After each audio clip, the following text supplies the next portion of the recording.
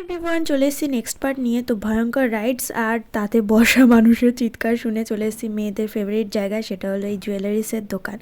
এত ভিড় ছিল দেখতেই পারছিলাম না। আর এই সেই মন্দির যেখানে সংক্রান্তির দিন পুজো হয়, ভারভূতের মেলার আগে যে পুজোটা হয়।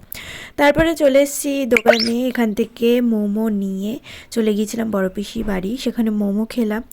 আর এই বোনের তৈরি অসাধারণ তন্দুরি চিকেনটা খেলাম, যেটা বাইরের সঙ্গে কোনো ফারাক নেই, দারুণ হয়েছিল খেতে। তারপরে আবার মেলায় গেছি আর গিয়ে বসে পড়েছি ব্রেক ডান্সে।